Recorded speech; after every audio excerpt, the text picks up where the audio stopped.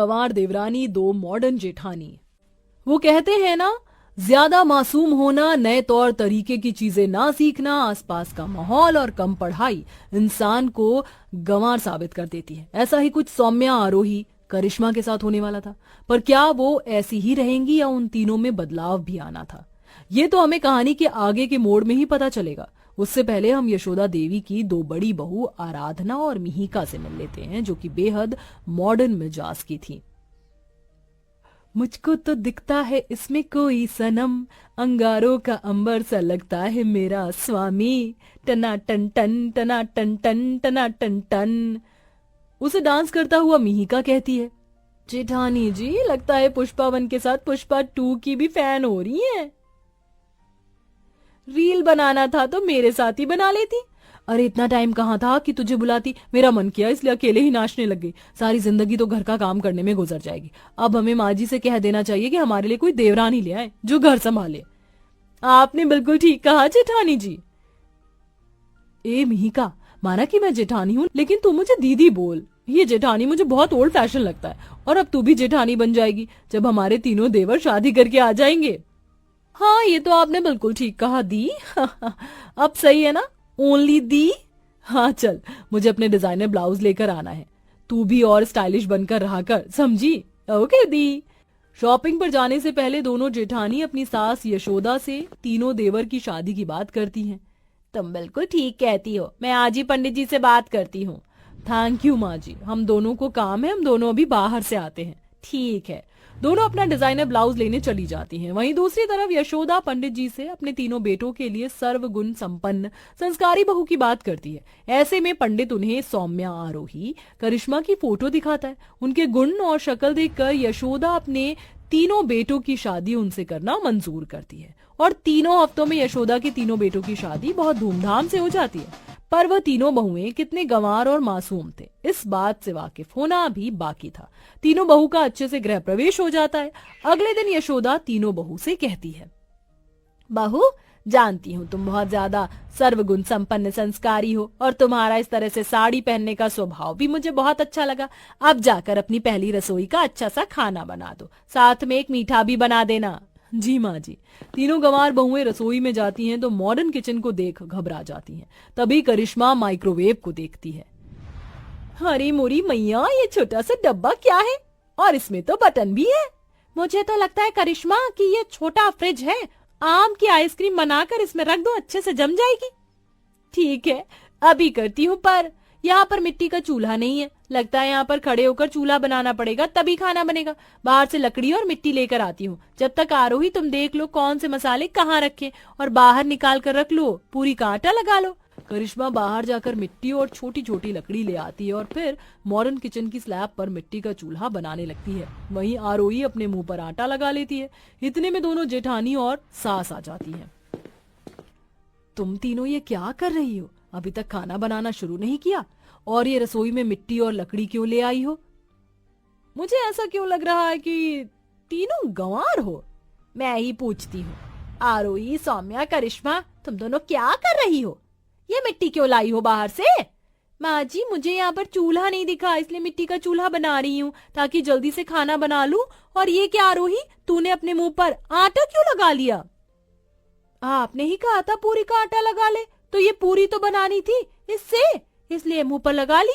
अरे पागल, इसका मतलब पूरी का आटा गूंथ ले, इससे पूरी कैसे बनाएंगे हम? इतने में माइक्रोवेव के खराब होने की आवाज आती है। तीनों जेठानी सास डर कर माइक्रोवेव की तरफ देखती हैं और प्लग निकाल देती हैं। सौम्या बहू, ये तुम क्या कर रही हो? माँ जी, मैं आइसक्रीम जमा रही हूँ, पता नहीं इसमें क्या हो गया, पता नहीं कैसा फ्रिज है आपका ये छोटा वाला। ये सुनते ही सास जमीन पर धड़ाम गिर जाती है और आराधना कहती है, बेवकूफ देवरानी, ये कोई छोटा फ्रिज नहीं है, इसे माइक्रोवेव बोलते हैं। आइसक्रीम इसमें जमती है, इस फ्रिज में। ब्लास्ट तो होना ही था। गांव से आई हो तो इतनी गंवार हो क्या? ये भगवान, इन्होंने तो आते ही मेरे माइक्रोवेव को खराब कर दिया। कल ही तो मंगवाया था। एक के सामने इंडक्शन है, उसके बाद भी मिट्टी का चूल्हा बना रही है, दूसरे अपने मुंह पर ही आटा लगा लिया और तीसरी की तो बात ही छोड़ दो। सॉरी माँ जी, हमें माफ कर दीजिए, हमें पता नहीं था कि ये क्या है, फिर भी हम खुद से बनाने लग गए। अरे तो तुम एक बार पूछ भी तो सकती थी, पर तुमने पूछा ही नहीं, ऊपर से गंदगी कर दी। मिहिका, आराधना बहू, तुम दोनों ही इन्हें किचन में बता दो कि फ्रिज कौन सा है, गैस कौन सी है, वरना ना जाने आगे क्या होगा। जी माँ जी। दोनों जेठानी तीनों गंवार देवरानी को किचन की हर एक चीज बता देती हैं, जिसके बाद वो खाना बना लेती हैं। कुछ देर बाद डाइनिंग टेबल पर खाना लग जाता है तो आराधना सौम्या से कहती है, सौम्या जरा रसोई से मेरे लिए एक ग्लास बटर मिल्क ले आओ, और हाँ, इस बार कोई गंवार हरकत मत करना। जी जी जेठानी जी, ऐसी कोई शिकायत अब आपको नहीं होगी। बटर माने मक्खन, मिल्क माने दूध, यानी मुझे दूध में मक्खन डालकर लाना है।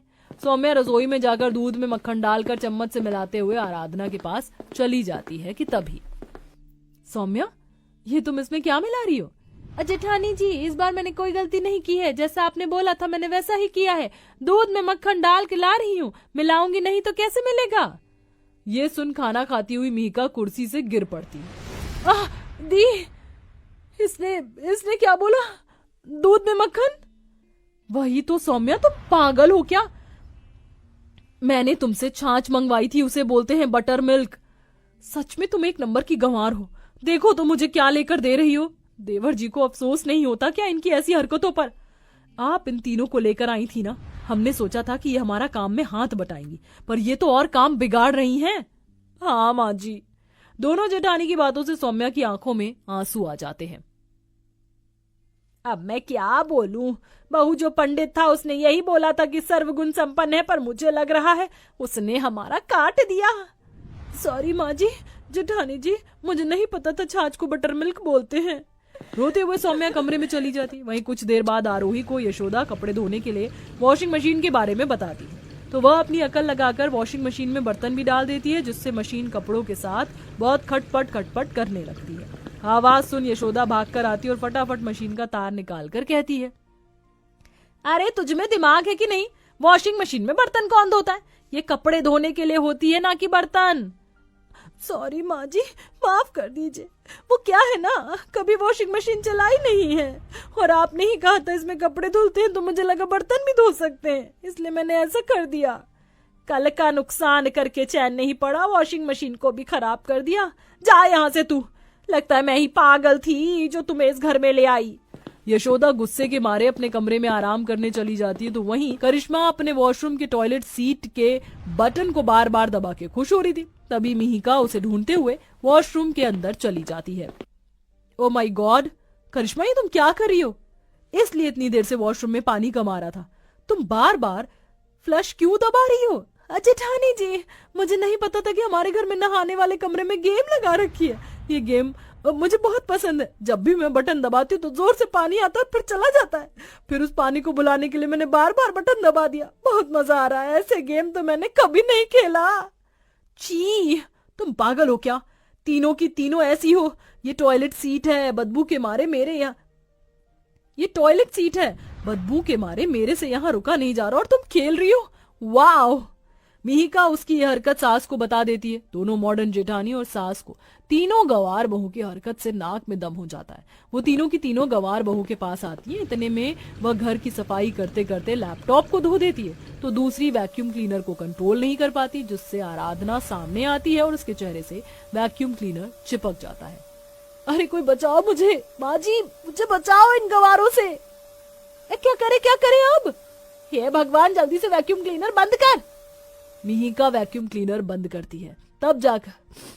तब जाकर आराधना वैक्यूम क्लीनर से अलग होती है और इस बार सास तीनों को लाइन में खड़ा कर देती है। मुझे नहीं पता था तुम तीनों इतनी गंवार होगी। हद कर दी आज तो तुमने। पता नहीं बड़ी बहू के साथ क्या कर देते। संस्कारी आ जाए, पर तुम संस्कारी से ज्यादा गंवार निकली। जो काम बोलो सब उल्टा पुल्टा कर देती हो। ऐसा ही सब करना है तो मैं तुम्हें तुम्हारे घर भेज देती हूँ। तभी तीनों बहुएं रोते हुए सास का पैर पकड़ लेती हैं। हमें माफ कर दीजिए, जाने अनजाने हमसे बहुत बड़ी गलती हो गई। हम गांव से आए इसलिए शहर की चीजों को नहीं जानते, लेकिन आप हमें बता देते, या आप बता दोगे तो हम ऐसी गलती दोबारा नहीं करेंगे। हमें एक मौका दे दीजिए। माँ जी, गलती तो हमसे भी हुई है। हमें ही इन्हें इनकी पहली गलती पर समझा देना चाहिए था, क्योंकि ये तो यहाँ पर कभी रही ही नहीं है।